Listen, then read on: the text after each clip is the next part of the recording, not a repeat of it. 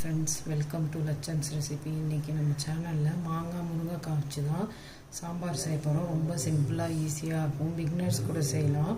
எப்படி செய்கிறதுன்னு பார்க்கலாம் வாங்க. மாங்காய் முருங்கைக்காய் சாம்பார் செய்கிறதுக்கு நான் அந்த மெஷரிங் கப்பால் ஒரு ஃபுல் கப்பு இல்லாமல் தலை கட்டின மாதிரி பருப்பு எடுத்துருக்கேன், தோரம் பருப்பு. இதை நல்லா 3-4 தடவை கழுவிட்டு குக்கரில் சேர்த்து வேக வைக்க போகிறேன். இப்போ பாருங்கள், தோரம்பருப்பு கழுவிட்டு வந்துட்டேன் நல்லா ஒரு 4 தடவை. இப்போ அதில் ஒரு சின்ன துண்டு பெருங்காயம் சேர்த்துக்கலாம். பருப்பை வேக வைக்கிறதுக்கு தோரம்பருப்பை 1/2 ஸ்பூன் சீரகம் சேர்த்துக்கிறேன். மஞ்சத்தூள் ஒரு 1/4 டீஸ்பூன் அளவுக்கு சேர்த்துக்கிறேன். நம்ம பருப்பு முழுகிற அளவுக்கு தண்ணியை சேர்த்துக்கலாம். தண்ணி சேர்த்துட்டேன், பருப்புக்கு தேவையான அளவு தண்ணி சேர்த்துட்டேன். இப்போ குக்கரில் இதை வச்சு வேக வச்சு எடுத்துக்கலாம். இப்போ பாருங்கள், ஸ்டவ்வில் ஒரு குக்கர் வச்சுட்டேன். குக்கர் தேவையான அளவு 2 டம்ளர் தண்ணி அடியில் வச்சுருக்கேன். அதிலே பருப்பு வச்சுட்டேன். அதில் இப்போ நான் எடுத்த 1 கப் பருப்பை கழுவி அதுக்கு மஞ்சத்தூள், சீரகம், கொஞ்சம் பெருங்காயம் சேர்த்துருக்கேன். இதெல்லாம் நமக்கு டைஜஷனுக்கு நல்லது. பருப்போடு சேர்த்து வைக்கும்போது சாம்பாரும் நல்லா வாசனையாக இருக்கும். அதனால தான் அதெல்லாம் சேர்த்துருக்கேன். இப்போ குக்கரை மூடிடலாம்.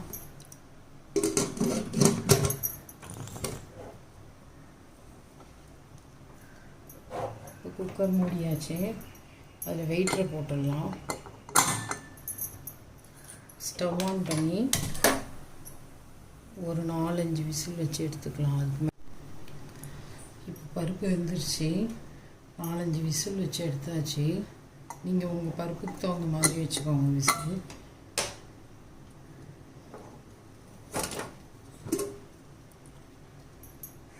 இப்போ பாருங்கள், பருப்பு எப்படி வெந்திருக்குன்னு. இப்போ பாருங்கள், பருப்பு எப்படி வெந்திருக்குன்னு. இந்த அளவுக்கு வெந்தால் போதும். இதை லைட்டாக நம்ம கரண்டியாலே மசிச்சுட்டு முருங்கைக்காயெலாம் வெந்ததும் நம்ம ஊற்றிக்கலாம். இப்போ நம்ம சாம்பார் வைக்கிறதுக்கு அடிக்கனமான பாத்திரம் வச்சுக்கலாம். இப்போ பாருங்கள், நம்ம மாங்காய் முருங்கைக்காய் வச்சு தான் சாம்பார் வைக்க போகிறோம். ஒரு முருங்கைக்காய் எடுத்திருக்கேன், ஒரு சின்ன கேரட்டு, மாங்காய் வந்து பாதி எடுத்திருக்கேன். இப்போ நான் வச்ச பருப்புக்கு இந்த அளவு போதும்.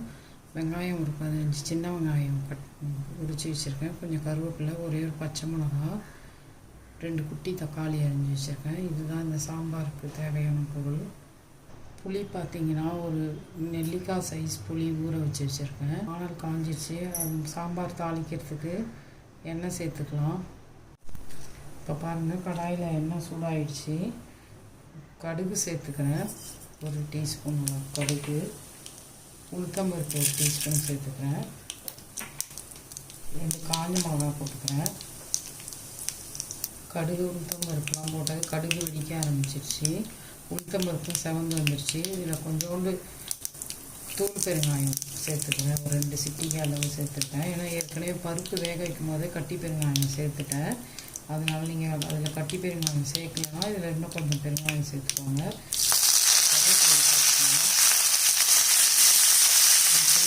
சேர்த்துக்கலாம். ஒரு பச்சை மிளகாய் சேர்த்துருக்கேன், இன்னும் சேர்த்துக்கிறேன். தக்காளியை சேர்த்துக்கலாம்.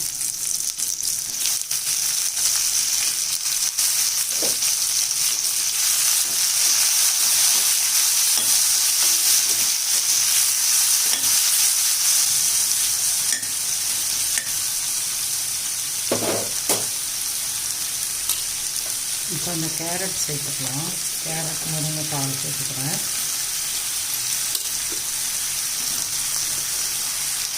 இப்போ இந்த மாங்காவை மட்டும் சாம்பார் முருங்கைக்காய் வந்து கொதிச்சு வரும்போது மாங்காவை சேர்த்துக்கலாம்.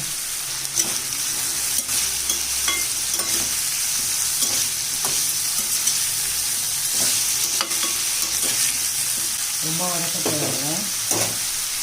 இப்போ நம்ம வீட்டில் அரைச்ச சாம்பார் மிளகாய்த்தூள் தான் நான் சேர்க்க போகிறேன். 2 ஸ்பூன் அளவுக்கு சேர்த்துக்கிறேன்.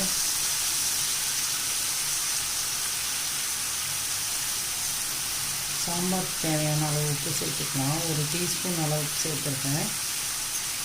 அப்புறம் சாம்பார் கொதிச்சு பார்த்துட்டு சேர்த்துக்கலாம்.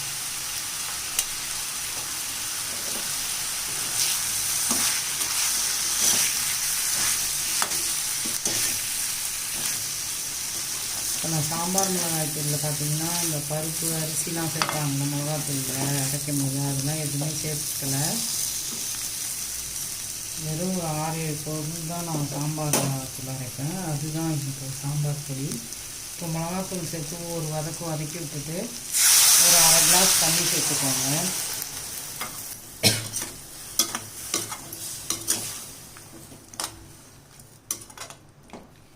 இப்போ இதை ஒரு 2-3 நிமிஷம் மூடி வச்சிடலாம். அந்த முருங்கைக்காய் கேரட்லாம் கொஞ்சம் லைட்டாக வேகட்டும்.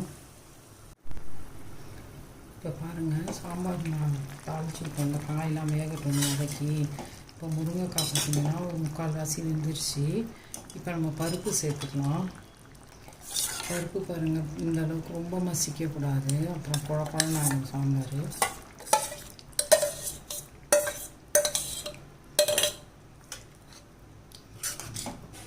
இந்த மெஷரிங் கப்பால் 1 கப் ஃபுல்லாக கோபுரம் மட்டும் எடுக்காமல் தலை தட்டின மாதிரி எடுத்துருந்தேன் பருப்பு. அதுக்கான அளவுகள் தான் இப்போ காட்டியிருக்கேன். நீங்கள் காரம் உங்களுக்கு காரமாக வேணும் சாம்பார்னால் இன்னும் ஒரு 1/2 ஸ்பூன் சாம்பார் மிளகாய் தூள் சேர்த்துக்கோங்க. இது நார்மலாக இருக்கும் காரம். குழந்தைங்கள்லேருந்து பெரியவங்க எல்லாருமே சாப்பிட்லாம், அந்த அளவுக்கு தான் இருக்கும்.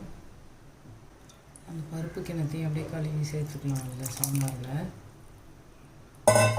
இப்போ புளி காமிச்சேன்ல, புளி சின்ன நெல்லிக்காய் அளவுக்கு எடுத்துருந்தேன்ல, அந்த புளி கரைச்சிருக்கேன், அதையும் சேர்த்துக்கலாம்.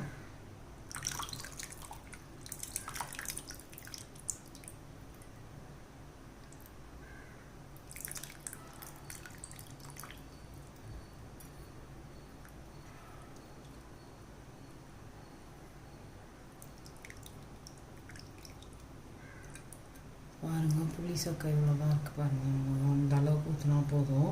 ஏன்னா மாங்காய் வேறு சேர்க்க போகிறோம்ல, அதனால் புளி இந்த அளவுக்கு சேர்த்தா போதும். இப்போ இது நல்லா கொதித்து முருங்கைக்காய் நல்லா வேகட்டும். வெந்ததும் நம்ம மாங்காவை சேர்த்து ஒரு கொதி வந்தோடனே இறக்கிட்டோம்னா சாம்பார் ரெடி ஆகிடும். இப்போ இந்த ஸ்டேஜில் உப்பு காரம்லாம் பார்த்துக்கோங்க எப்படி இருக்கு பாருங்க. பருப்பு நம்ம ரொம்ப மசிச்சு சேர்த்துட்டோம்னா சாம்பார் மாதிரியே தெரியாது. இந்த அளவுக்கு தான் இருக்கணும். இந்த மாதிரி சாம்பார் ஈஸியாக பிகினர்ஸ் கூட செஞ்சிடலாம். நம்ம குக்கர்லேயே கூட இதெல்லாம் வதக்கி விட்டு விசில் வச்சு எடுத்துகிட்டு சிம்மில் ஒரு 2 நிமிஷம் வச்சு எடுத்துட்டோம்னா சூப்பராக சாம்பார் ரெடி ஆகிடும். இப்போ மூடி வச்சிடலாம், வேகட்டும். கொஞ்சம் லைட்டாக கேப் விடலாம், இல்லாட்டி பொங்கி ஊற்றிடும் சாம்பார். அதனால் மூடி கொஞ்சம் லைட்டாக கேப் வச்சுருக்கேன். இப்போ பாருங்கள், சாம்பார் கொதிச்சு நல்லா முருங்கைக்காலாம் வெந்துருச்சு. தெரியுதா? முருங்கைக்காய் வெந்துருச்சு பாருங்கள்.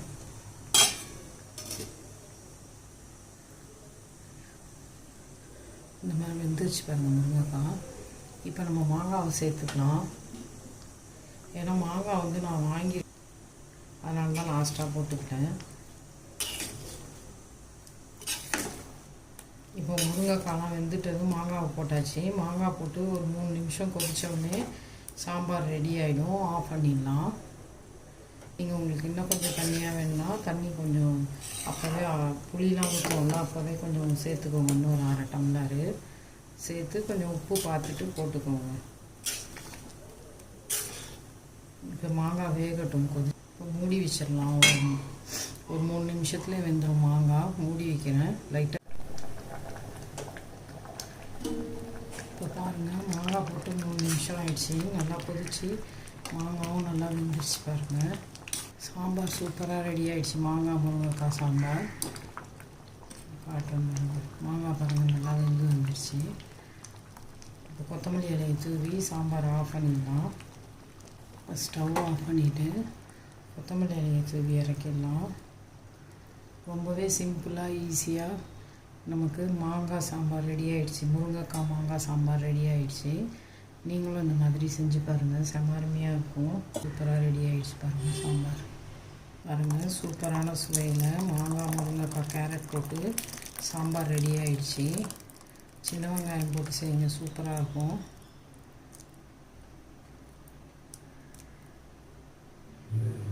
இல்லைங்களா? எவ்வளோ சூப்பராக இருக்குது பாருங்கள் மாங்காய் முருங்கைக்காய் சாம்பார். தெரியுதா?